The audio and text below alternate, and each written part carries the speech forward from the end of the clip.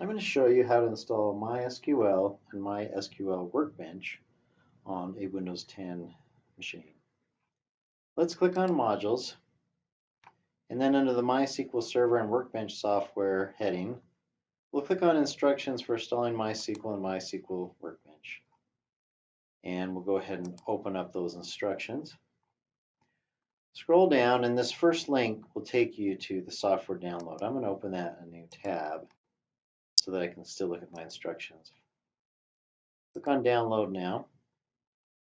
And we have this warning about prerequisites. You don't have to worry about whether or not you have these installed, because if you don't, the installation will tell you that you need to install them and give you links. So now I want to click on this Go to Download page. And I'm going to select this first installer here and click Download. You do not have to log in or sign up. You can just click on No Thanks, just start my download. I'm going to go ahead and save that installer. And once it finishes downloading, I can go to my Downloads page and go ahead and run that. I'll give it the ability to make changes. Yes, I do. And the installer comes up. I'm going to accept the license terms because I'm a speed reader and click Next. I'm going to select the custom option and click Next. Then under MySQL Servers, I'll select MySQL Server 8.0.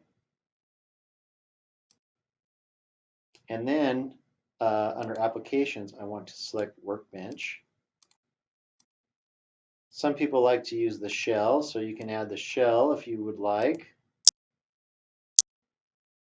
And then the last thing is the documentation. And now I won't worry about the samples. I'll just select documentation. Click Next. And this default path is good. I've installed it before, so it sees that there's a path already there. Continue, yes. And it will begin downloading my software, and then it will go ahead and run the software. So we'll let that go. Okay, so now that those have completed installing, I click Next. And now I'm going to configure the MySQL Server. The standalone MySQL Server is what we want. And all these defaults are good. I'm going to use strong password encryption, even though it's local data, local installation. Check.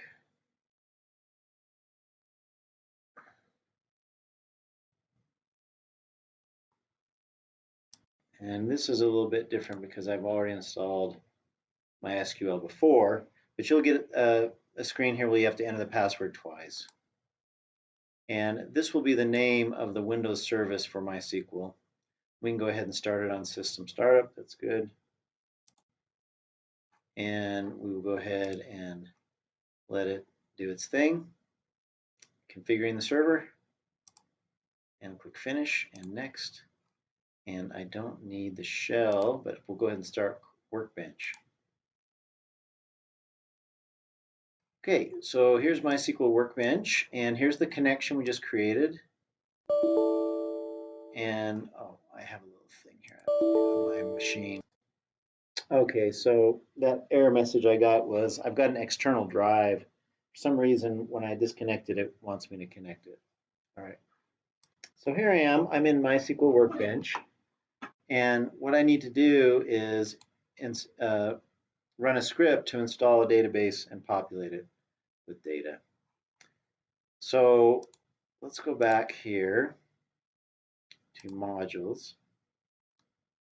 And if you scroll under week one of the assignments is the software installation check. In order to do that, you click on the check the MySQL installation. Okay. And what it wants you to do here is once you've opened up MySQL Workbench, you type select your name is connected from Dual. So you can just copy that. You can go back to MySQL. Okay. Oops, sorry. And you can paste that in, run the lightning bolt, and oh, I forgot to put my name. So I'll put in a fictitious name. Julio Iglesias is connected from Google. You would put your name in. And you just need a screen print of this to upload to complete this assignment.